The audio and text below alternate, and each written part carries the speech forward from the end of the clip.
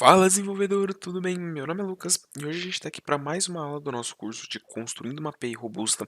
Dessa vez a gente está aqui com a parte 2, né, da aula que a gente está pegando a nossa API e mandando para a nuvem. Então a gente está colocando o que a gente desenvolveu em produção. Então vamos lá, vamos relembrar um pouco da aula passada, o que a gente fez na aula passada. Na aula passada a gente criou o nosso banco de dados na nuvem e se vocês olharem aqui diretamente para o painel do Azure, vocês vão ver que ele está um pouquinho diferente. Por quê? Eu tive alguns problemas com assinatura e serviços, né, recursos que eu tinha aqui. Então eu deletei alguns, refiz outros, refiz a configuração aqui da API. Então tá tudo certo na API que eu tinha feito o deploy para teste, tá? Então essa API aqui é a API de teste. Essa aqui vai continuar rodando, né?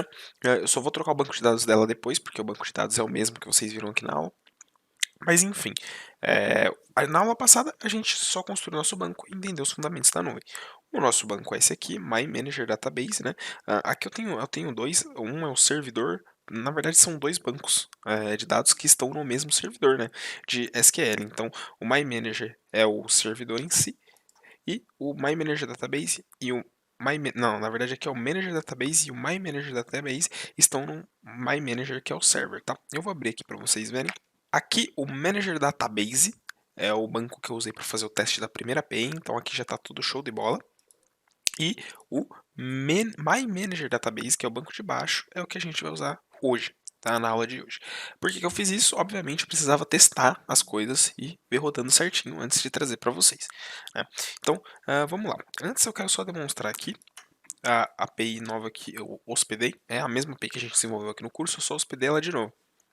Tá, então, ela hoje está disponível nesse link aqui, mymanagerAPI.test.azurewebsites.net, que inclusive será um link parecido que vocês vão fazer. Lucas, por que está demorando para retornar uma resposta aqui, né, pro cliente? Porque o que acontece é o seguinte, essa API ela está hospedada, se a gente for ver aqui, no EAST US, ou seja, lá nos Estados Unidos.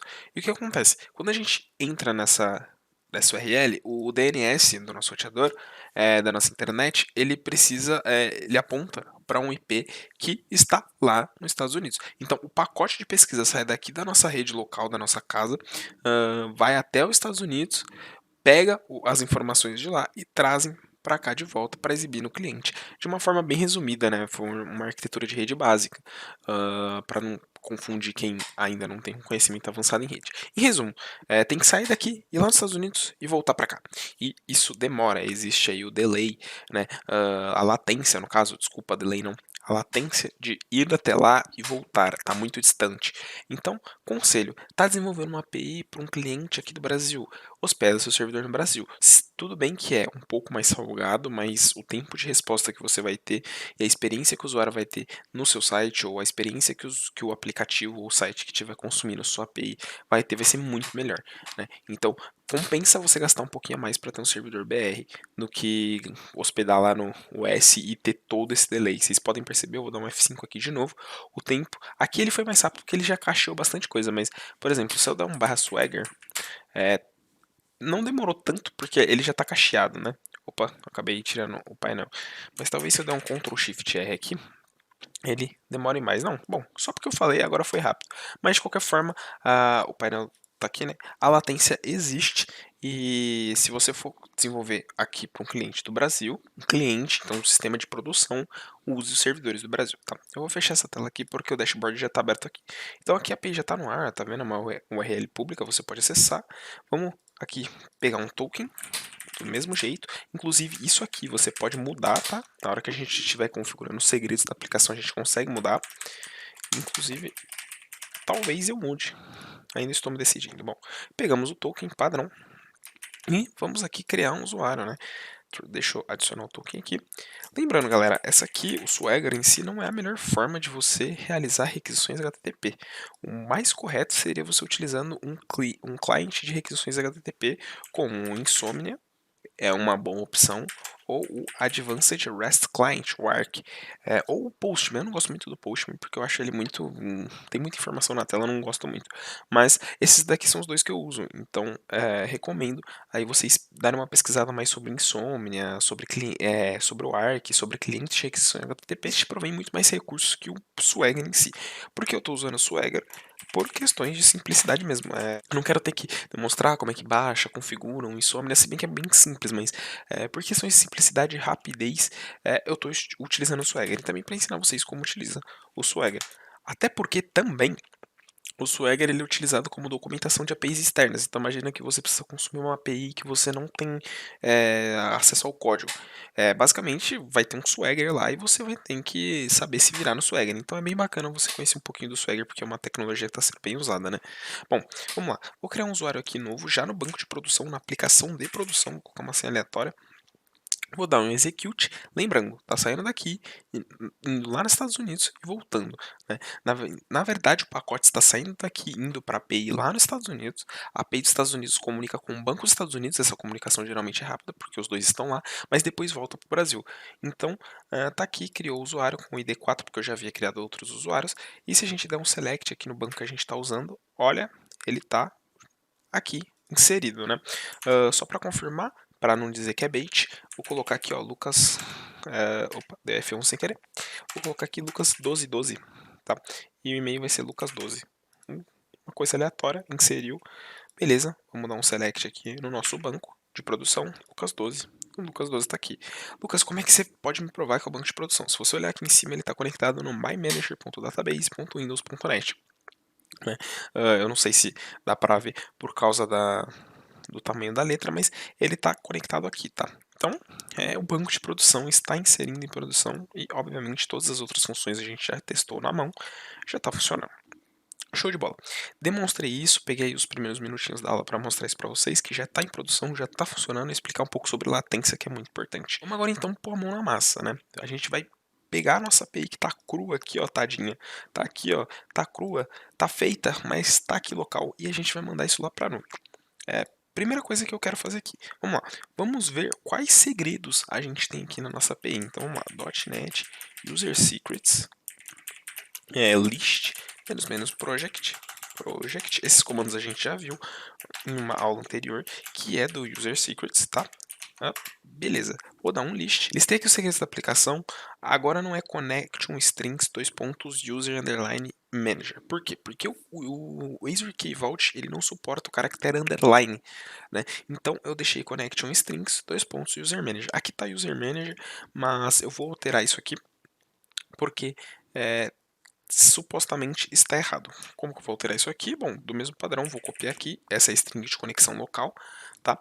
Então vamos lá, .NET User Secrets remove, aí eu vou colocar aqui User Manager e vou colocar project src 1 e o M aqui, né, para falar que é do CSproj, certinho.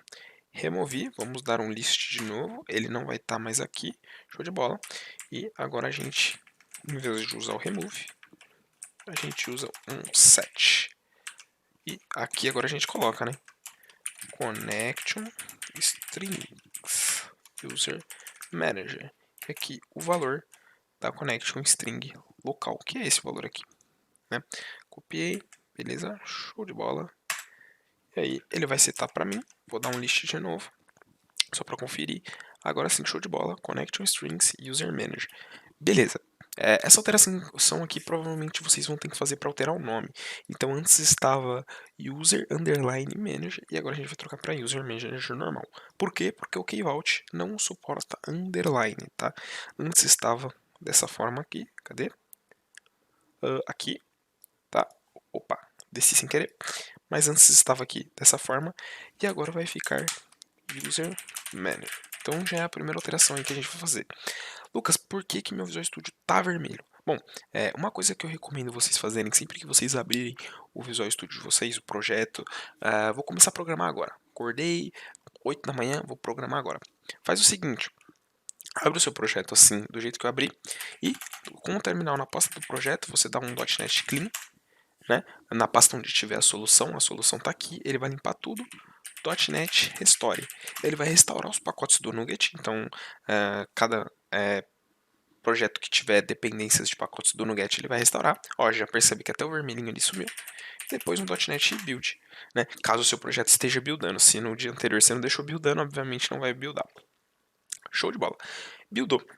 Primeira alteração feita com sucesso. Então, a gente aqui trocou para User Manager certinho.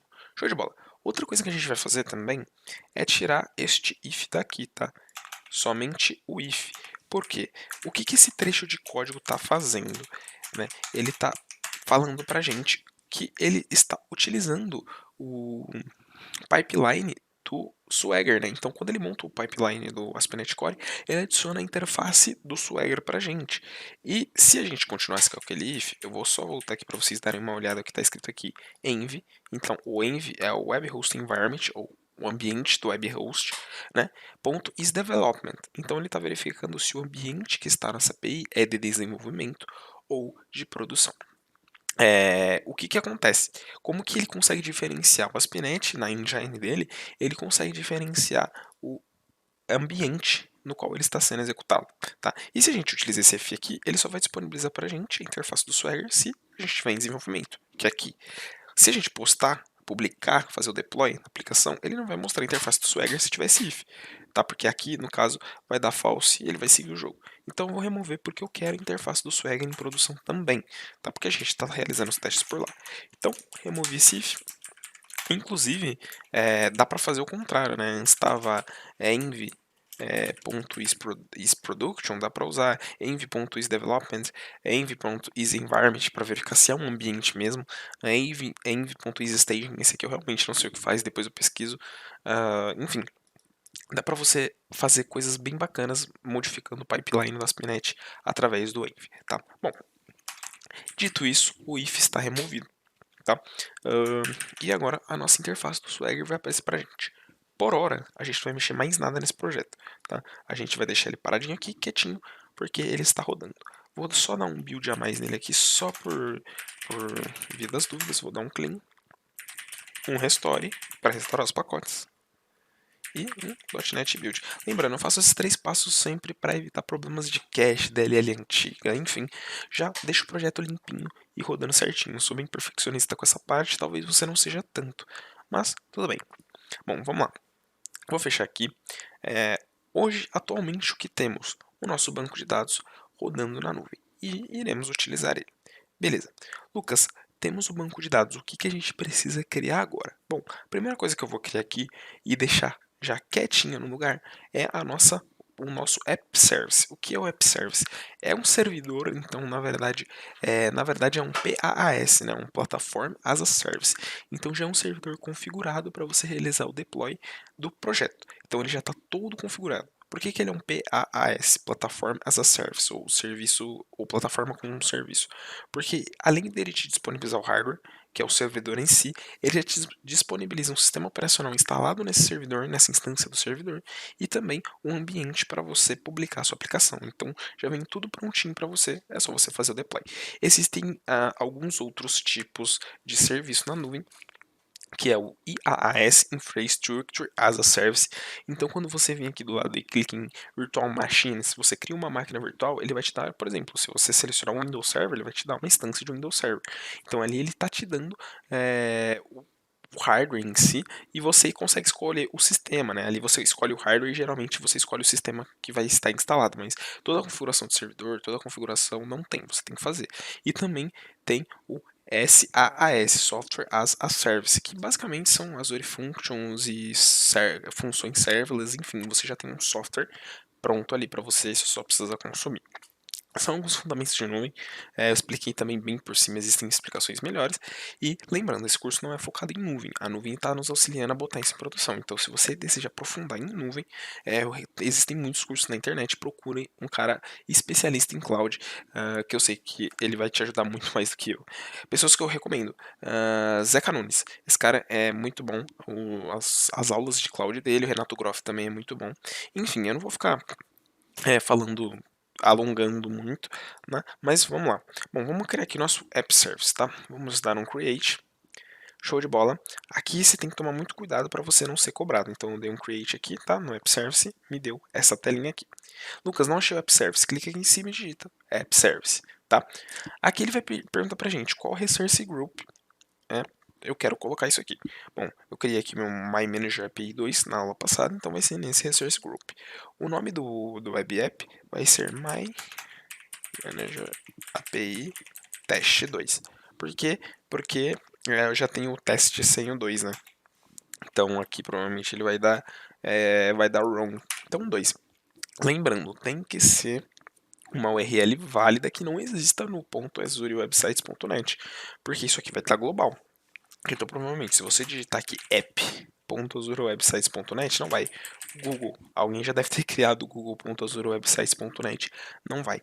Então tem que ser um nome que realmente ninguém tenha criado. Por isso que eu estou usando aqui My Manager API Test 2, que ele vai dar o verdinho que ninguém criou. Esse aqui vai ser o nome do seu site, My Manager API teste 2.azurewebsites.net. Lucas, estou criando um site, tem como mudar? Sim, tem como mudar você fazendo ali uma regrinha de DNS com o domínio que você vai comprar. Mas eu não vou chegar a entrar nisso, beleza? Bom, vamos lá. Aqui ele vai perguntar qual forma você vai querer publicar, se é através de código, que é o nosso caso, ou se você vai publicar um container do Docker e ele só vai rodar lá. A gente vai publicar via código, tá? Não vou entrar também em container de Docker, porque isso é um outro assunto extenso. Quando eu evito entrar em um assunto, é porque realmente o assunto é extenso e eu não quero. E se eu entrar nele, eu vou ter que aprofundar para não deixar a galera com muita dúvida. E isso demanda tempo e a gente não tem muito, tá? Enfim, vamos lá. Saibam que somente assim por cima que o Docker é uma plataforma de virtualização e ele consegue virtualizar para você criando containers de aplicação. Então você consegue ter um Linux, um Windows e, sei lá, talvez em alguma realidade alternativa ter um Mac rodando ali no mesmo ambiente. Você consegue ter um SQL Server, um MySQL e um Postgres rodando em 3 instâncias diferentes. Enfim, o Docker consegue virtualizar isso para você sem gerar dependência na sua máquina local. Ele gera dependência numa máquina virtual. E acabou, ele só usa o seu hardware. Bom, embaixo está o Runtime Stack. O que é o Runtime Stack? Basicamente é a tecnologia que você está rodando. Então aqui tem .NET do 3.5, do .NET Framework 3.5. Então aqui é do ASP.NET 3.5 para baixo. Aqui é do ASP.NET 4.8 para baixo. Aqui ele pega o do .NET Core 2.1 para baixo, do .NET Core 3.1 até o 2.1 e do .NET 5 até o 3.1 não tem, porque é 3.1 em .NET 5. Então a gente vai de .NET 5, é sempre para baixo, tá? Então aqui o 4.8 vai até o 3.5, 3.5 para baixo e assim sucessivamente. Deu para entender. Aqui ele também suporta Java 7, 8 e 11, Node do 10 até o 14, PHP também, Python, Ruby, enfim. Aqui a gente vai de .NETzão 5. Opa, aqui, .NET 5, show de bola. Aqui ele pergunta se eu quero um servidor Linux ou Windows, eu vou de Windows, que é o padrão, que é o básico, tá? Aqui ele pergunta a region, aqui é muito importante, tá? É aquilo que eu falei, se você está no Brasil e você está desenvolvendo para um cliente do Brasil, pega o Brasil South. Tem um data center do Azure aqui na América do Sul, dentro do Brasil, e provavelmente é aqui em São Paulo, no interior de São Paulo, né? Tem mais de um data center. Se não, se você estiver em outro país ou realmente estiver fazendo para teste, pega o SWAS, que sempre tem servidor disponível e, obviamente, é mais barato, tá? Aqui embaixo, ele vai perguntar qual que é o plano. O que é o plano do aplicativo? O App Service Plan, basicamente, é a configuração de hardware que você vai querer para o seu servidor. Então, aqui, obviamente, você consegue selecionar qual plano você quer, enfim, tudo mais. Aqui eu já tenho um, tá? E eu também tenho aqui o meu Shared F1, que basicamente é o plano gratuito. Lucas, eu selecionei outro aleatório. Vamos supor que você selecionou o WestOS. Né? E ele veio com isso aqui, sem total ACU, 1.75 GB memory, click em Change Size, aqui ele vai te dar um leque de opções, então vocês podem ver aqui, depois que carregar, tem aqui servidor que custa 4.000 por mês, 10.000 por mês, 15.000 por mês, são servidores, obviamente, para produção, tá? Você não vai colocar isso para rodar um CRUD, por exemplo, aqui eu tenho um servidor de 4.792, mas é um servidor muito, muito, muito, muito forte, né. Isso aqui, obviamente, é para produção, o isolated também é para produção. Isso aqui é punk, o isolated em si é um dos mais punks, dos servidores mais punks que pelo menos eu já vi. Obviamente a gente não quer isso, a gente vai em Dev Test e seleciona o F1, que é o Free. Então ele te dá 60 minutos de computação por dia. O que é 60 minutos de computação por dia? Basicamente é o seguinte: você fez uma requisição, recebeu uma resposta, gastou 10 milissegundos. Esses 10 milissegundos vão ser computados. Então ele te dá 60 minutos de receber a requisição e te enviar uma resposta por dia. E é o plano free, obviamente você não vai ser cobrado absolutamente nada. Tem outros aqui, caso você queira, é, tipo, não ter só 60 minutos, se você quer ter 24 horas por dia, beleza, o B1 já cobre. Ou se você só quer um servidorzinho mesmo para teste, você quer criar um ambiente de teste na sua empresa, o D1 é perfeito, tá? A não ser que você tenha uma aplicação bem grande mesmo, que consuma bastante memória, aí você já vai ter que procurar outras opções. Não é nosso caso. Então, vamos de F1, beleza? O próximo é o deployment. Tá, aqui ele pergunta se você quer ativar o CD, o Continuous Deployment. Isso faz parte do DevOps, da cultura do DevOps, que é fazer o deploy automatizado. Então, imagina que você tem o seu repositório no GitHub, você tem uma branch chamada Develop e uma branch chamada Produção, né, Production. Quando você sobe um pull request para branch Production com alterações, esse pull request ele é analisado, né, é feito o review dele, ele é aprovado e ele realiza o merge com a branch de produção. O Azure consegue detectar que ocorreu uma mudança naquela branch, ele pega tudo que está lá, roda um pipeline. O que é um pipeline? Ele builda, ele testa, ele gera ali uns arquivos e ele realiza o deploy automaticamente. A gente não vai configurar isso porque é muito trampo realmente e apesar de dar para configurar aqui, eu não vou fazer isso, então eu vou deixar disable e também, se eu não me engano, se você deixar enable, ele cobra alguma taxinha, não sei no momento. Tá? Dando Next, aqui tem a parte de monitoring. Aqui ele vai te sugerir instalar o Application Insights. O que é o Azure Application Insights? O Azure Application Insights um recurso do Azure que ele fica monitorando a sua aplicação. Então, se tem demora de tempo de resposta, se está estourando erro em algum lugar, você consegue descobrir através do Application Insights. Obviamente, ele é cobrado. Então, eu vou dar um no, porque eu não quero que minha aplicação tenha o Application Insights, porque eu não quero cobranças a mais. O próximo Zetex, não vou colocar nenhuma. E aqui tem o Review mais Create. Aqui é um resumo do que você está criando aqui no Azure. E fica sempre de olho aqui nesse Estimated Price e no Free SKU. Se você abaixar aqui, se eu não me engano, no App Service Plan tem o SKU. Então presta atenção se está no preço que você selecionou ou se está no Free. Tá? Se você quiser criar o Free mesmo. Estando no Free, manda bala, dá um Create aqui e ele vai criar para a gente. Provavelmente ele vai te redirecionar para essa página aqui e ele demora um pouquinho para criar, visto que ele está indo lá no Azure, verificando as disponibilidades dos servidores lá no data center e criando uma instância no servidor. Pode ser que seja rápido, pode ser que seja demorado, mas assim, geralmente esse processo não passa de 10 minutos. Tá? Enquanto ele está criando aqui para a gente o nosso app, né, o servidor que vai ficar nosso app, vamos para a parte do Kvault. Enquanto eu estava falando aqui, ele já até fez o deploy, então se você clicar Go to Resource, a API já está aqui, obviamente não está publicada, mas o servidor da API já está rodando, né? Se a gente acessar o site aqui, ó, ele vai dar uma página da Microsoft pra gente em branco, falando Getting Started e tudo mais. Não vou mexer nisso aqui agora, deixa nosso servidor aqui que ele já está criado, já está bonitinho.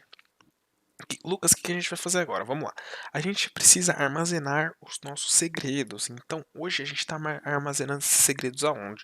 No nosso User Secrets. Só que User Secrets é uma solução para um ambiente de desenvolvimento, sua máquina. A gente precisa de uma solução segura para o ambiente de produção, o servidor. E hoje a gente tem os seguintes segredos, né? User Secrets List, menos project. Eu vou colocar aqui src e o M. Show de bola. A gente tem esses seguintes segredos: as configurações do JWT, tá? Provavelmente minha câmera vai estar na frente, mas enfim, aqui pronto, é o meio. A nossa key de criptografia e a nossa connection string, que aqui está usando local. O que é recomendado?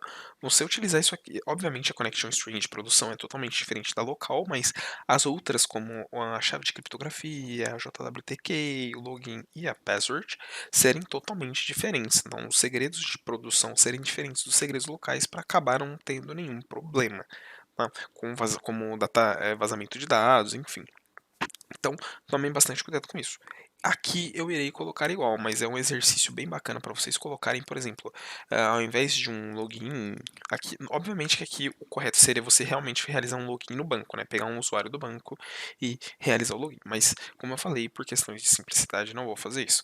É, uma coisa que seria bem bacana, na hora de configurar o Key-Vault, vocês mudarem esses valores aqui de PHP também, Java ruim, vocês mudam para outros valores lá no Key-Vault. Show de bola. Para começar a criar o nosso Key-Vault, você vai precisar ir aqui no painel do Azure, Microsoft Azure, tá? Aqui você vai pesquisar por Key-Vaults, tá? E aqui vai ter o Key-Vaults, né? Clica aqui. Show de bola. Vocês podem perceber que já tem um, que foi o que eu criei para a aplicação que está lá no ambiente de teste. Aqui a gente vai criar para a nossa aplicação aqui, do zero. Então, create. Aqui ele vai te dar a mesma coisa do App Service Plan, com algumas coisas diferentes, obviamente, mas o esquema geralmente aqui no Azure é o mesmo. Ele pergunta o grupo de recursos, você coloca OK. O Key Vault Name, isso aqui é muito importante, vai ser o Manager Vault-2, tá? Vai ser, porque aqui eu já tenho o Manager Vault, então eu vou criar o My Manager Vault 2, tá? Você pode criar, obviamente, com um nome padrão. Vou hospedar no STS e o plano Standard. Lucas, qual que é a diferença do Standard para o Premium? Vamos abrir aqui, ó. Se vocês clicarem aqui, eles te dão um artigo da Microsoft informando o que muda. Bom, aqui vocês podem perceber que você consegue fazer o que é uma Secret Operation. Você vai ser debitado do seu cartão 3 centavos de dólar a cada 10 mil transações. O que é uma transação de User Secrets? Basicamente, a sua aplicação sai daqui e lá no User Secrets falar, User Secrets, eu quero esse segredo. User Secrets vai te dar, eu quero saber uma connection string, eu quero saber uma key de JWT. E a cada 10 mil você é cobrado 0,03 centavos de dólar. Qual que é a diferença do Standard e do Premium, né? Os preços que são equivalentes, são os mesmos, só que se você abaixar aqui, ele tem mais opções de criptografia, então você consegue deixar, dependendo aí da sua política de segurança da sua empresa, você consegue deixar mais seguro e, obviamente, você tem aí valores um pouco mais abaixo, como um promocional, né, do Premium, né? Bom, e aqui tem o frete por HSM Pool, mas eu não vou entrar em detalhes do que é um HSM Pool, é bacana você também pegar e pesquisar sobre. Como eu disse, o mundo de nuvem é gigante, então se eu for parar para explicar cada coisinha, a gente vai ter uma aula de 2, 3, 4 horas. Tá? Estou explicando somente o básico para você entender o que você está fazendo. Depois você vai e corre atrás do que você realmente precisa saber. Essa é a vida de dev. Tá? Bom, show de bola. Entendemos aí mais ou menos a diferença do Standard para o Premium. Aqui ele vai te disponibilizar o Soft Delete, né, o Recovery Options. O que é o Soft Delete? Deletei uma parada e eu não queria ter deletado isso. Precisei recuperar 10 dias depois. Ele te disponibiliza, sei lá, se você quiser colocar 1.200 dias, na verdade é entre 7 e 90 o máximo. Então se você quiser colocar 90 dias depois de você deletar aquela key, você consegue recuperá-la, né? Fica tipo numa lixeirinha. Bom, aqui por padrão ele já vem habilitado. Eu peço que vocês tomem muita atenção nesse Purge Protection, tá? E deixa desabilitado. O Purge Protection é literalmente para você deletar a key do universo. Então, se você fizer purge na key, você vai tipo acabar com ela, tacar fogo e não tem como recuperar nem com soft delete. Então, cuidado. Vamos pro próximo, dar um next. Aqui também é muito importante, a gente vai ter que voltar nessa etapa, mas por enquanto a gente vai ter que fazer o seguinte.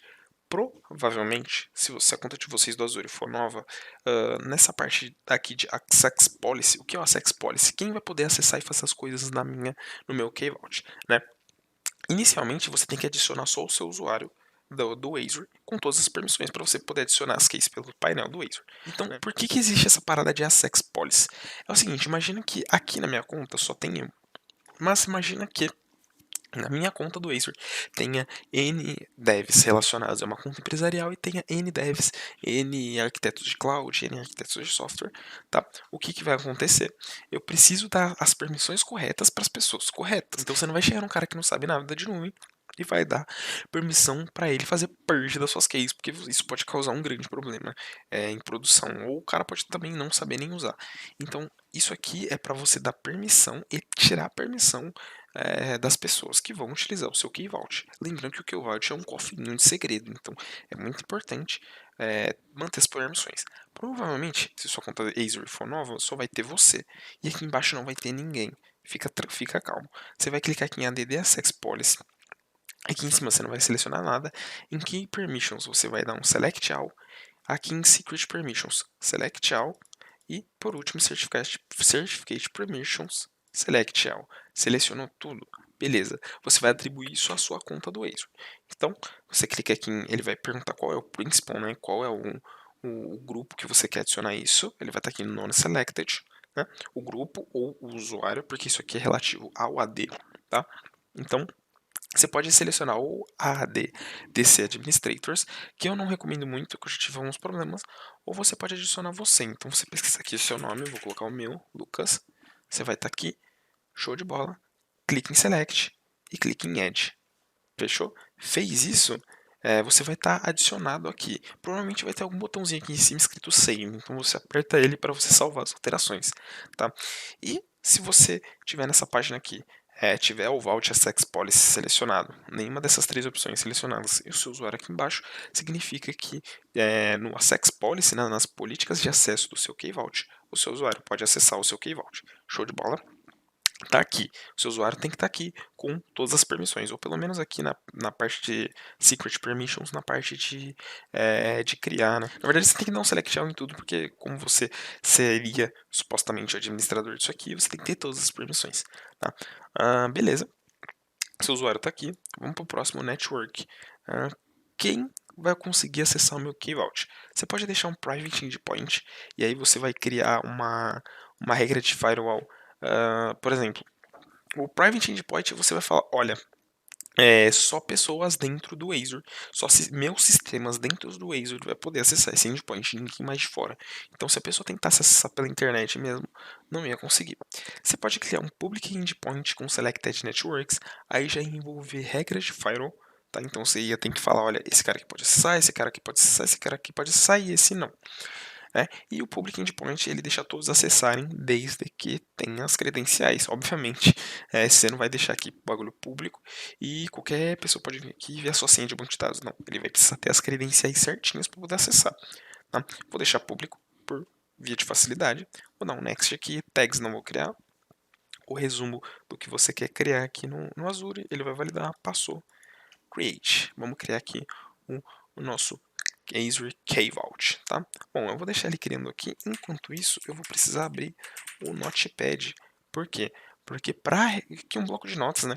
Porque para realizar a autenticação no Key Vault, a gente precisa de três informações, que é o Vault. Eu vou até aumentar a fonte aqui, fonte 72, acho.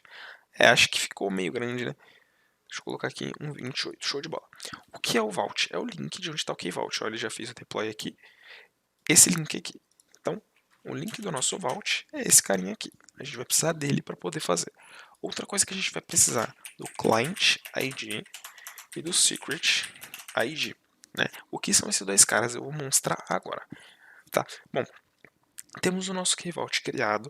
Beleza? Aqui a gente vai ter que adicionar. A gente pode adicionar os secrets agora ou adicionar os secrets depois. Eu vou deixar para adicionar os secrets depois, um passo antes da gente mandar a nossa API para a nuvem. Tá? Bom, só para mim acabar não esquecendo isso depois, clica aqui em SQL Databases, tá? Seleciona o seu database, eu tenho os dois aqui. Você pode selecionar o primeiro ou o segundo e vem aqui em Set Server Firewall. Por quê? Porque pode ser que você tenha problemas na hora de acessar ele pelo SQL Server Magnet Studio, tá? Ou acessar ele via aplicação. Então você vem aqui em Set Server Firewall e você adiciona, vem aqui em Rule, que ele vai perguntar as regras de firewall, você dá um nome, tipo, todos os acessos aqui embaixo eu já tenho, coloca 000 do Start IP e 255, 255, 255, 255. Aqui você vai estar permitindo todos os IPs de 0 a 255. Eu vou até deletar isso aqui. Porque eu já tenho, de 0 a 255 acessarem seu banco, desde que eles tenham credenciais. Qual é a boa prática recomendada aqui? Você só deixar acessar exatamente o IP da sua aplicação, porque aí é certeza, e eventualmente aí, algum IP dentro de um Active Directory, algum grupo dentro de um Active Directory, mas eu não vou entrar nesse quesito não. Tá, mas aqui você está falando que isso, qualquer pessoa na internet pode acessar seu banco desde que tenha as credenciais, que é endereço, usuário e senha, beleza? Mas lembrando, se você já tiver o IP da sua aplicação, coloca o Start IP, o Start IP e o End IP, que é o IP da sua aplicação. Bom, eu vou sair daqui do Firewall. Aqui eu tenho dois porque eu criei dois bancos de dados, mas a gente vai utilizar o que está vazio. Bom, show de bola. Criamos o nosso Key Vault. Só que tem um problema. Para a gente acessar o Key Vault, a gente precisa estar automaticamente se autenticar no nosso Azure. E a forma mais segura e eficiente e simples de se autenticar no Azure é via o Azure Active Directory, porque aí a gente não vai ter que colocar o nosso e-mail, não vai ter que colocar a nossa senha para poder se autenticar e usar o Key Vault. Então aqui no Azure Active Directory, clica aqui do lado, ou pesquisa aqui em cima, você vem em App Registrations, e aí você precisa registrar uma aplicação. Aqui eu já tenho uma, que é a aplicação que está rodando, tá? Eu vou dar um New Registration, vou digitar My Manager API 2, tá? Porque o outro já está como 2. Aqui você deixa como Single Tenant, tá? Vai ser somente o diretório padrão, a gente não vai fazer nenhuma configuração a mais. Aqui você consegue colocar até contas da Microsoft, em geral, como Skype, Xbox, enfim. Eu não vou entrar nesse quesito aí sobre AD. Vamos dar um register e ele vai criar para a gente uma application dentro do nosso grupo do Active Directory. Tá? Feito isso, a gente vai precisar copiar esse cara aqui, o Application ID. Tá? Então, o nosso Application ID, que é o nosso Client ID, né, no caso, client, né? Tá, então vamos lá. A gente criou o nosso Key Vault dentro do nosso Azure. A gente criou a aplicação. O nosso Azure, por padrão, já tem um Active Directory. Então, dentro do Azure Active Directory, a gente criou uma aplicação. E dentro dessa aplicação, a gente vai atribuir um secret para você poder acessar essa aplicação. Então, aqui você vem no seu próprio. Aqui, ó, Azure Active Directory, a gente veio em App Registrations e deu um New Registration. Agora você entra aqui na aplicação que você registrou, show de bola, vem em Secrets e Certificates e Secrets, clica em New Client Secret e dá um nome. Eu vou colocar aqui Manager API Secret. E aqui ele vai perguntar quando você quer que expira. Eu vou colocar 6 meses, mas o recomendado é não ultrapassar de 1 ano, tá? Então toma muito cuidado com isso. Vou dar um add, show de bola, adicionei, e aqui a gente tem esse value. Então a gente dá um copy, e esse é o nosso secret ID. Show de bola, Lucas, por que a gente fez tudo isso? Criou Active Directory, vocês vão entender agora. Agora que a gente tem uma aplicação e um secret para essa aplicação, dentro do nosso Active Directory que está relacionado à nossa conta do Azure, o que a gente vai fazer? A gente vai vir aqui em Key Vaults, deixa eu pesquisar aqui, Key Vaults, show de bola. No nosso Key Vault 2, a Sex Policy, tá? A gente vai vir aqui em add a Sex Policy. Agora que a gente tem o nosso Active Directory todo montado, com a nossa aplicação, nosso secret, a gente vem em Select Principal e pesquisa My Manager API -2, tá? É o traço, o 2 aqui foi o que eu criei anteriormente. -2, vou dar um select e aqui vou dar as permissões. Eu quero que essa aplicação só consiga ler meus secrets e minhas keys, né, e meus certificados. Tá? Esses dois aqui a gente está usando, a gente só está usando o secret, mas enfim. Então a gente deu permissão para aquela aplicação que está guardada com secret, que está no nosso Azure Active Directory, que está dentro do nosso Azure, para ler o nosso Azure Key Vault. Então, dá um add e dá um save. Lembra de dar o save, pelo amor de Deus. Deu save, ele vai dar um update em Key Vault e bala. A princípio está configurado o Key Vault, o Azure App Service e o nosso banco de dados. E agora a gente só precisa mandar isso lá para a nuvem, tá? Bom, aqui em App Service, que é o cara que a gente vai brincar, My Manager API Test 2 está aqui. Agora a gente precisa mexer aqui na aplicação, né? Por que a gente precisa mexer na aplicação? A gente precisa instalar alguns pacotes aqui e também a gente precisa configurar ela para usar o Key Vault quando não tiver nenhuma config aqui, tá? Vamos lá. Primeira coisa que a gente tem que fazer é adicionar alguns pacotes no nosso projeto para a gente poder usar o Azure Key Vault, tá? Bom, eu vou abrir aqui um New Terminal, vou entrar no projeto de API, tá? Vou dar um .NET add package azure.identity. Vou adicionar esse pacote aqui. São 3 pacotinhos que a gente vai ter que adicionar aqui para poder fazer uso disso. Adicionei o Azure Identity, beleza. Vou adicionar o microsoft.extensions.configuration.azure Key Vault. Eu estou tendo que olhar para outro monitor porque o nome é bem grande para poder lembrar, tá? Bom, adicionei o pacote e, se não me engano, tem mais um que é o .NET Add Package e aqui é o Azure, esse aqui eu lembro, que é o Azure.security.azure, não é ponto, não lembro nada, é ponto kvault.secrets. Tá? Esse pacote eu tive que anotar porque o nome é muito grande e, tipo assim, eu uso eles uma vez no início do desenvolvimento do projeto e também não uso mais, né? Deixo eles lá, enfim. Adicionei esses 3 pacotes, vou confirmar se eles estão adicionados aqui no .sysproj. Então, tá aqui os pacotes que eu adicionei, Azure Identity, Azure Security e o Extensions Configurations do Azure Key Vault. Show de bola. Tá aqui.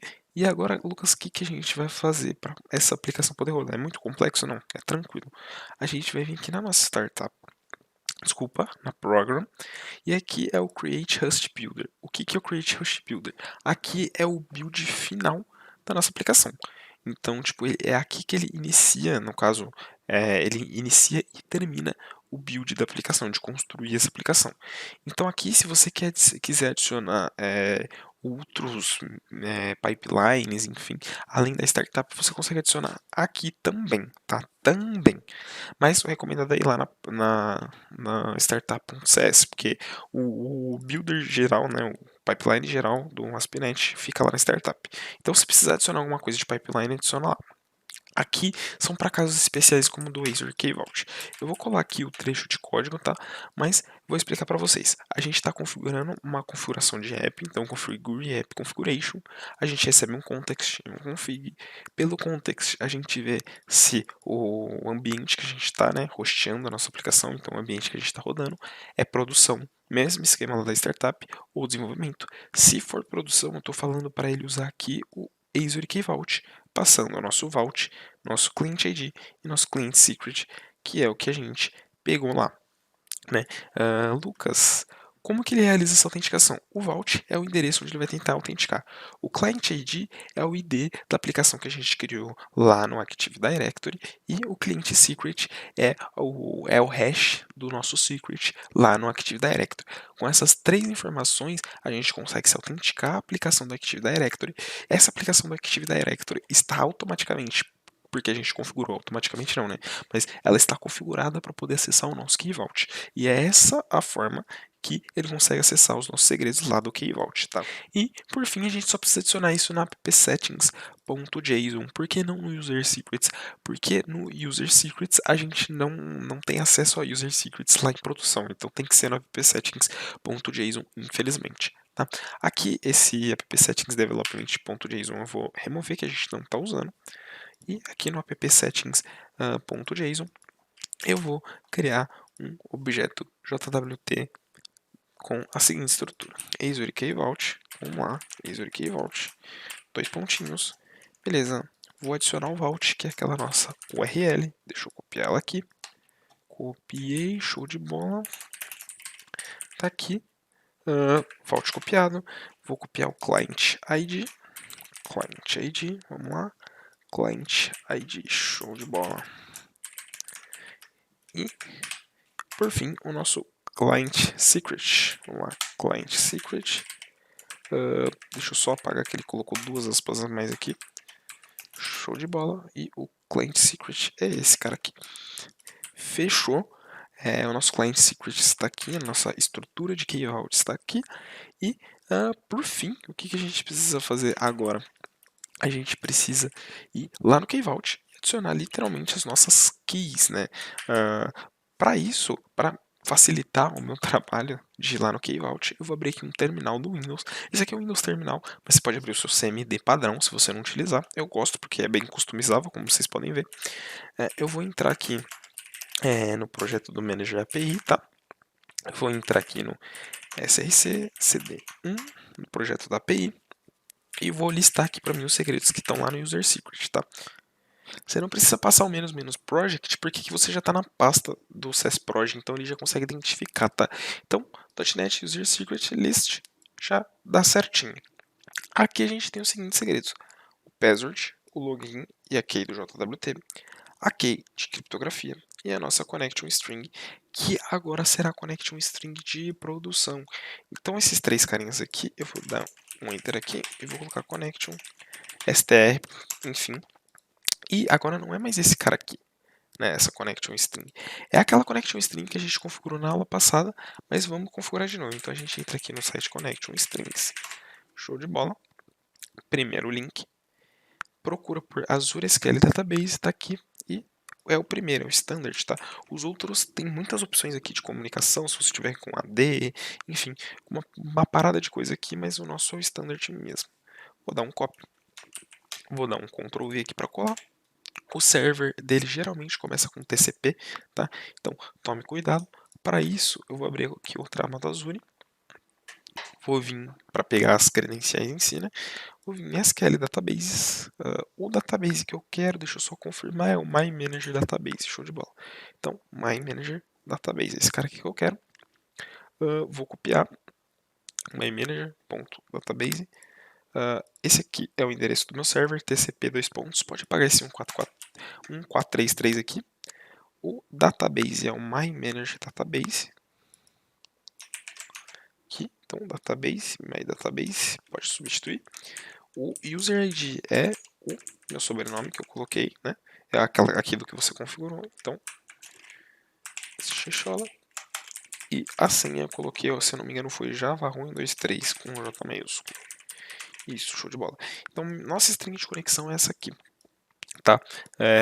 Beleza, tá aqui a string de conexão. Então, a gente tem aqui na aplicação esses segredos que a gente tem que mandar lá pro Key-Vault. Como é que faz? É complexo? Não. Vem aqui em Key-Vaults, show de bola, acessa o seu Key-Vault e vem em Secrets. Aqui você só adiciona seus secrets. Então provavelmente eu vou dar uma acelerada, eu vou mostrar para vocês como faz a primeira e acelerar o resto, porque é igual. Então a gente vem aqui, ó, generate mais import, tá? Ele vai gerar para você. No name é o nome da sua string de conexão. Então, por exemplo, a primeira que eu vou adicionar aqui é o connection string. E vocês vão perceber que ele não aceita dois pontos. O que é o dois pontos aqui no Key-Vault? Traço, traço, hífen, hífen. Tá? Isso aqui é equivalente aos dois pontos. Voltei que mudar na aplicação? Não. Se você colocar dois traços aqui, ele já reconhece que é dois pontos, tá? Show de bola. Com isso, tendo isso, né, o nome, embaixo o value é o valor. O content type você pode colocar ou não, se você quiser, e você pode setar uma data para ativar e expirar essa key. Então, se você quer uma key que expire depois de 6 meses, enfim, e você pode ativar e desativar a hora que você quiser. Então, isso é muito bom aqui do Key-Vault, coisa que a gente não tem lá com o app settings, né? Muito fácil. Beleza, vamos dar um create. Ele criou. Aqui eu vou dar um don't save.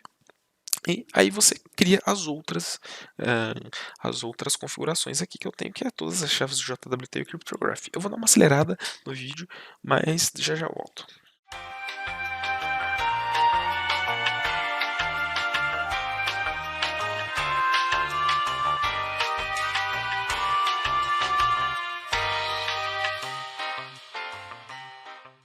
Show de bola, galera. Criei tudo aqui. Cryptography, key, login, password e a connection string, se eu não me engano era só isso aqui. Era só isso aqui mesmo. Show de bola. Nossas keys configuradas. Nossa aplicação já está com as credenciais aqui na app settings e agora a gente vai testar para ver se ele está conectando com o Key-Vault. Como que a gente testa isso, Lucas? Vamos lá. Isso aqui é, entre aspas, o correto seria você fazer o deploy dessa aplicação e testar num ambiente de produção se ela realmente está acessando o Key-Vault. Só que para evitar ter todo esse trabalho e demonstrar de forma mais simples, isso aqui é uma coisa que você vai fazer uma vez só ou quando você trocar o Key-Vault ou tiver algum problema, que é comentar esse if aqui tá? Que aqui ele só está usando Key Vault se você estiver num ambiente de produção. Comentando isso, ele vai usar o Key Vault tanto em aqui local, tanto em produção, tá? Fazendo isso, vamos dar um new terminal aqui, cd cc cd1 .NET clean e um .NET run. O que vai acontecer? Tendo a string de conexão lá no nosso Key Vault, a gente vai criar um usuário e ele vai ter que acessar lá no Key Vault. A gente teve uma exceção aqui, ó, invalid client secret is provided, ou seja, o client secret que está chegando aqui está inválido. Então, se você realizar o build e ele der isso daqui, é porque tem alguma coisa errada com o seu Key Vault. Então, vamos caçar o que está errado aqui, né? Ele deu 401, o client secret está errado. Então vamos lá, vamos ver o nosso client secret. Nosso client secret é esse cara aqui, tá? Vamos ver se aqui realmente ele está pegando o client secret. Beleza, vamos lá no Azure. Como que a gente vê o client secret que está errado? Azure Active Directory, vem App Registrations, vai no... Opa, eu cliquei em All Device, foi mal. App Registrations, pronto. Aqui, My Manage API 2, né? Application ID é esse cara aqui, então vamos ver se está corretinho. Aparentemente está sim. E o nosso Certificates e Secrets, né? Aqui, presta atenção, o nosso value está errado, tá vendo? Esse value aqui, ele está diferente desse value aqui, né? Então a gente colocou aí um value errado para o nosso negócio. O que a gente vai fazer aqui? Dá um delete, deleta, e cria um secret de novo. Vou colocar aqui de novo com o mesmo nome, tá? My Manager API Secret. Vou dar um add, ele vai criar para mim e é para copiar o value, não o ID. Então vamos copiar o value aqui. Show de bola. Esse value copiado, você vem aqui na aplicação, vem na app settings e troca. Opa, troca. Lembrando, eu vou deletar tudo isso aqui depois, então quem tentar acessar através dessas credenciais provavelmente não vai conseguir porque já vai estar deletado há um tempinho. Ó, que bacana, não deu exceção nenhuma na hora que rodou, ou seja, essa exceção zona aqui sumiu, está rodando. Para a gente confirmar mesmo se o user secret está funcionando show de bola, a gente abre a aplicação. Isso aqui é meu antivírus, ele não reconhece o certificado, eu só vou dar um ok aqui para ele reconhecer, reconheceu, beleza. Beleza, entrou aqui na pagininha da API. Primeira coisa que a gente vai fazer é tentar pegar um token. Esse token vai estar usando lá o Key Vault. Então, vamos ver aqui, beleza, consegui pegar um token show de bola. Aqui eu vou tentar criar um usuário. Então, vamos lá, authorize, better, vamos copiar, show de bola. Vamos tentar criar um usuário aqui. Então, olá@mundo.com, olá mundo, e um monte de número e letra aleatória. Vamos dar um execute. Opa, o e-mail deve ter no mínimo 10 caracteres. Ok, tudo bem. Arroba. Na verdade eu troquei, né? O nome com o e-mail aqui. Deixa eu arrumar. Beleza. Olá, mundo. Olha a validação aí, salvando nossa vida. Vamos dar um execute aqui. E aqui ele ocorreu algum erro. Isso aqui pode ser relacionado ao Key Vault, tá? Então o que a gente vai fazer aqui para verificar se tem algum erro lá com o Key Vault? Tem duas alternativas. A primeira é você dar um stop aqui na aplicação, ó. Vem aqui, dá um stop nela. Dá um stop em todos os terminais que você estiver rodando aí por precaução. Deu stop nela, vem no controller, aqui, controllers, aqui é user controller, show de bola, que a gente está criando, e coloca um E aqui para você poder ver. Coloca um breaking point aqui do lado, né, para você poder debugar. Clica aqui do ladinho aqui, que ele tem um insetinho. Então você dá um run and debug e dá um .NET Core aqui, que provavelmente ele vai rodar essa aplicação aqui. Tá, vou clicar aqui em cima também, ele vai rodar para mim. Show de bola, tá rodando. Aqui eu vou dar um execute de novo e provavelmente ele vai bater aqui na API. Bateu aqui na API, show de bola, que é onde deu o erro. Vamos ver o que está aqui. Invalid object name user. Olha só, a gente pegou um erro aqui em banco. O que aconteceu? Vamos lá. Eu fiz a parte da migration, quando eu fiz a migration, eu fiz aqui, nesse banco de cima, e eu esqueci totalmente desse banco de baixo, que é o que a gente está usando. Ou seja, não tem tabela usuário aqui, tá vendo? Ó, mas uma coisa importante, uma coisa boa, a gente está conseguindo usar o Kvault, porque senão ele não ia bater aqui no banco de produção. Então a gente não realizou a migration aqui. O que a gente vai fazer? Realizar a migration aqui e tentar de novo criar o nosso usuário. Isso é o mais simples, né? Lembrando, eu trago vídeos com os erros em si para mostrar para vocês que como é um processo de desenvolvimento de verdade. Como eu falei, eu poderia trazer para vocês aí um vídeo perfeito, sem erros e tudo mais, mas eu gosto de trazer isso porque é isso aqui que você vai encarar no dia a dia, né? Que nem eu falei, eu tive muitos alunos que falaram, pô, que legal, essa parada de você errar e mostrar no vídeo que você errou, porque cara, por incrível que pareça, tinha muita gente que achava que o processo de desenvolvimento era tipo perfeito, como nos cursos, e não é. Na maioria das vezes, desenvolvedores sêniores e arquitetos, eles vão pesquisar no Google, então assim, sem o menor, tipo assim, o menor medo. Então assim, lembre, se você travou em alguma coisa, vai pesquisar. Não fica com essa de não, mas não sei o que. Pesquisa, corre atrás do erro e resolve o problema. Você é pago para, os desenvolvedores são pagos para resolver problemas. Voltando aqui, a nossa tabela user não está criada lá no banco que a gente está usando, tá? Então o que a gente vai fazer aqui? Eu vou pegar a string de conexão que a gente está usando aqui no Kvault, tá? Lembrando, só consegue fazer isso quem for ADM do Kvault. Então se você estiver na sua conta local, obviamente você vai conseguir. Se tiver numa conta de empresa, talvez não consiga, tá? Então vou vir aqui, vou pegar a string de conexão de produção para poder rodar as migrations lá. Tá? Copiei aqui o valor, só estou passando aqui para um outro arquivo, show de bola. E lembra aquele método que eu falei para vocês guardarem, que ele seria útil no futuro? Pois é, ele está aqui. E sim, ele vai ser útil agora que a gente vai rodar as migrations, tá?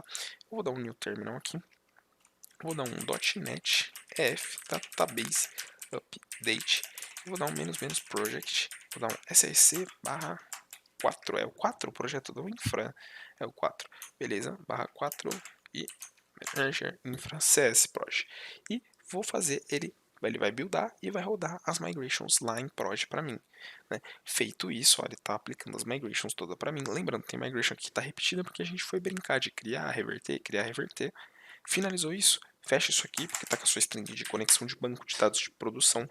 Se você tiver salvo em algum lugar, deleta. Você não pode ter string de banco de dados de produção aí jogada na máquina por questão de segurança, tá?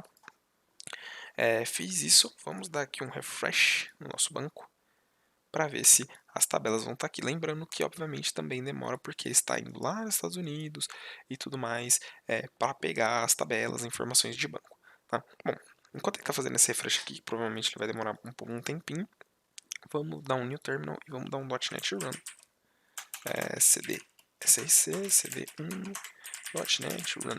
Vamos dar o .NET Run aqui para poder rodar a nossa API e ver se realmente agora está show de bola, se está rodando. Bom, provavelmente ele está sendo usado por algum processo, eu vou tentar dar o .NET Run de novo. Se eu não me engano é o processo de debug que está utilizando ele.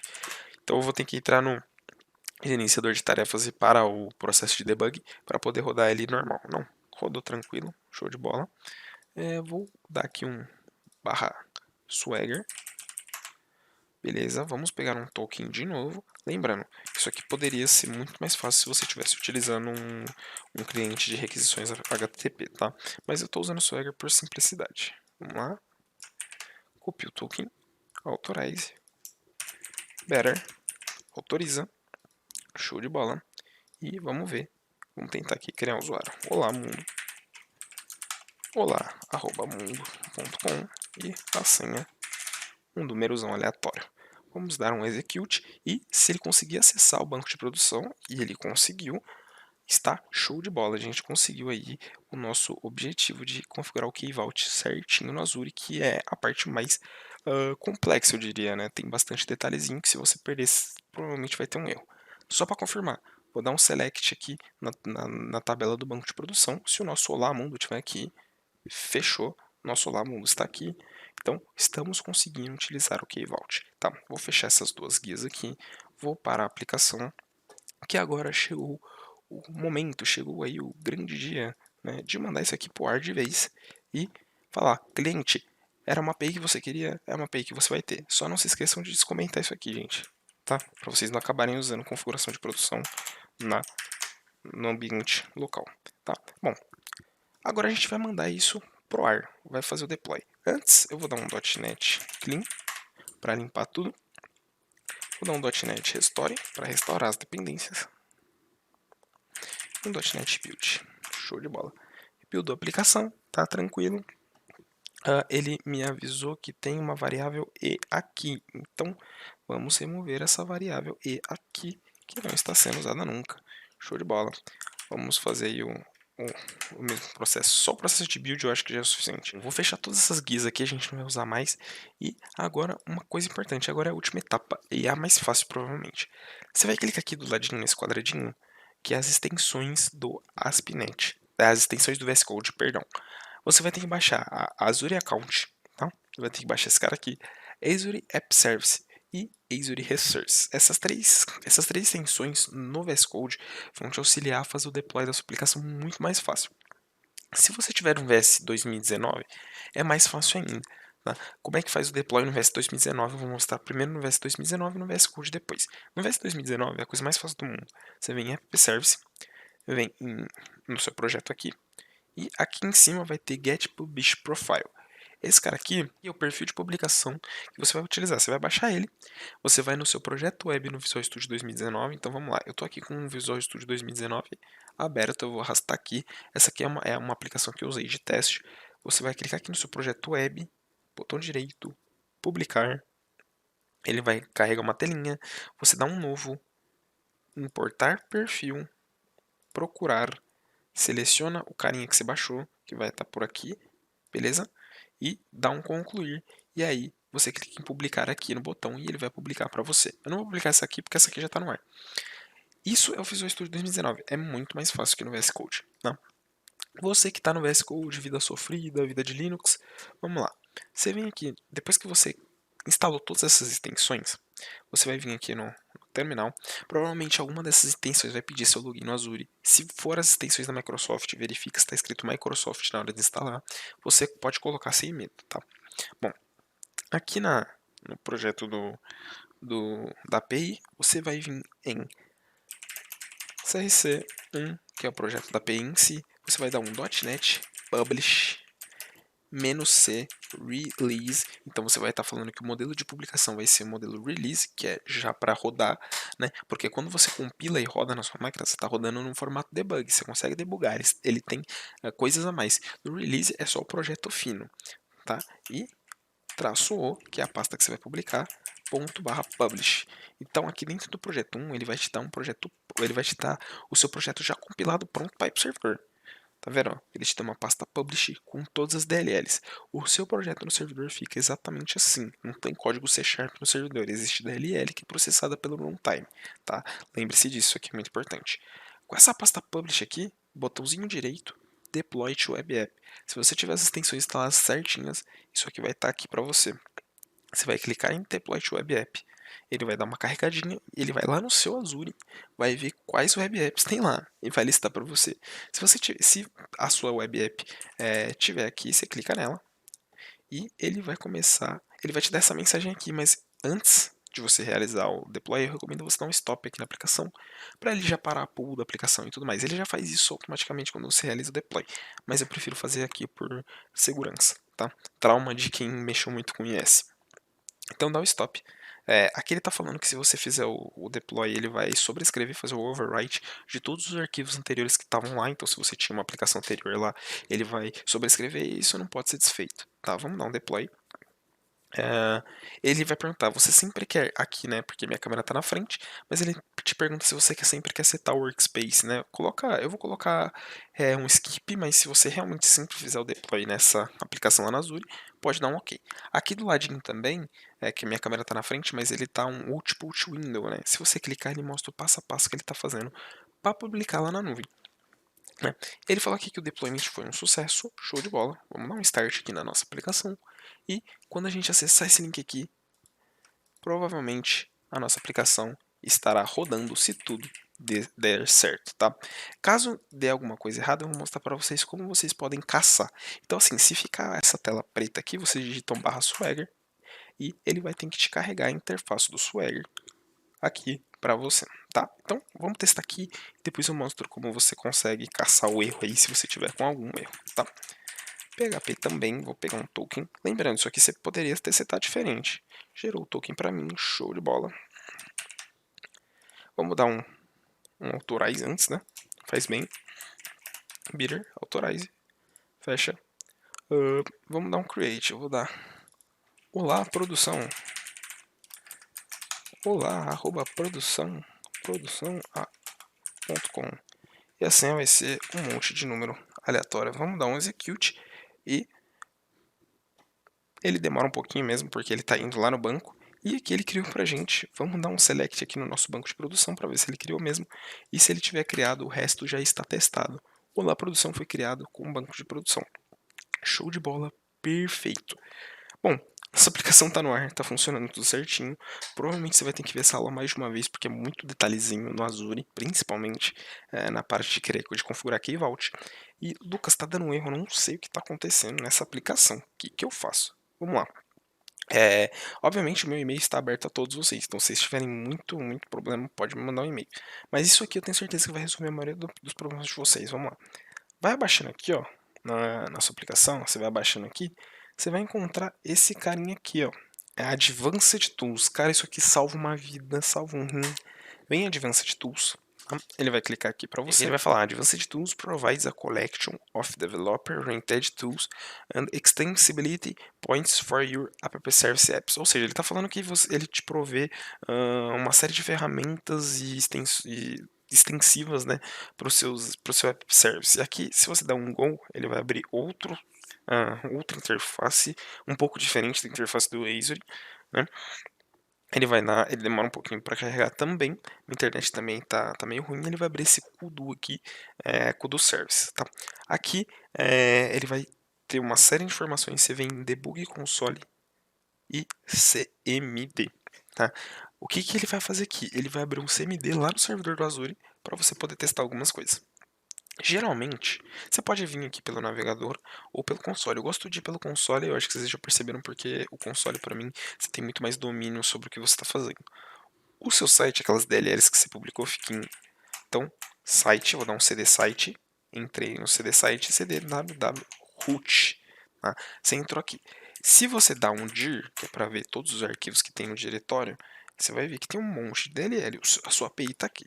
Se está dando alguma coisa errada, está dando uma exceção, está dando um erro 500.30, que é o principal erro que dá, você vem aqui e digita .NET e o arquivo da API, manager.api.dll. Lembrando, aqui não tem código C#, só tem DLL, tá? Dá um Enter, e obviamente o meu ele vai rodar, ele não vai dar exceção alguma, né? Ele vai dar como se eu estivesse rodando no VS Code. Mas se o seu estiver dando erro, aqui ele vai dar um stack trace de exceção, então ele vai estourar a exceção e vai te mostrar qual exceção tá dando. Com isso você consegue realizar aí o debug e ver onde você errou, tá? Enfim, essa é uma das formas de você ver os erros do Azure. O outro é rodando aqui localmente e vendo se o seu Key Vault está certo. Os erros geralmente acontecem quando ou o banco não está configurado para receber acesso de fora, tive muito problema com isso, ou o Key Vault está com os secrets errados, ou cliente ou secret, ou basicamente você não adicionou as keys no Key Vault. Então, antes de você fazer o deploy da aplicação, você tem que adicionar as keys lá no Key Vault. Adicionar os secrets, desculpa, no Key Vault. Enfim, é isso, é bastante detalhezinho. A nossa API agora está no ar. Vamos lá, vou até abrir ela aqui de novo, mostrar para vocês. Lembrando que de tudo aqui a gente só está pagando o banco e obviamente eu vou deletar tudo antes para não ter que pagar o banco. Tá? Vou dar um /swagger aqui. Tá no ar, tá rodando, em produção. Eu vou deletar tudo, então tudo que vocês viram aqui no final dessa aula, assim que dar o stop na gravação, eu vou deletar, então não tentem acessar. E é isso. Precisou, meu e-mail tá aí embaixo, pode mandar e-mail, eu respondi, eu acho que mais de 40 alunos nas últimas 2 ou 3 semanas. tô ajudando todo mundo. Obviamente, tem momento que eu vou demorar pra responder, às vezes eu tô às vezes não, né, na maioria das vezes eu tô trabalhando, às vezes eu não tô em casa, mas, por exemplo, tem finais de semanas, tem sábados que eu não faço nada à tarde, e aí eu ajudo a rapaziada a desenvolver os projetos. Então, tá precisando de ajuda, me manda um e-mail, né. Não fica, triste se eu demorar 1 ou 2 dias pra responder, porque geralmente eu tô muito ocupado, mas quando eu tenho tempo eu respondo de imediato, assim, tipo, acordei e respondi. Então, precisou de ajuda, não tem medo, pode mandar um e-mail, eu vou te responder, eu vou te ajudar, tá? Muito obrigado pela atenção e até a próxima. Aviso, a próxima aula estou planejando trazer testes unitários para essa PI, então talvez, não dou certeza, terá testes unitários. Outras novidades, vai sair curso de lógica de programação, então se você é um cara que nunca programou e caiu aqui de paraquedas e já tá vendo esse montão de coisa, fica tranquilo, vai ter um curso para você, ou se você não é muito bom em lógica, e orientação a objetos. Na orientação a objetos eu quero pegar muito a parte de fundamentos de arquitetura, porque eu vejo que as pessoas aprendem orientação a objetos, mas não aprendem o fundamento da arquitetura, e isso acaba prejudicando bastante a qualidade de código. Mas isso é no futuro, é só um spoilerzinho do que tem para vocês aí. Lembrando, assinou o curso na Udemy, vai ter desconto de 80 a 90% na minha plataforma no futuro. Então, você que está no YouTube, corre lá, assina na Udemy. Precisou de certificado? Na Udemy também está gerando. Tudo bem? Muito obrigado pela atenção, obrigado por essas quase 1 hora e meia que deu aqui, né, de vídeo, e é isso. Valeu!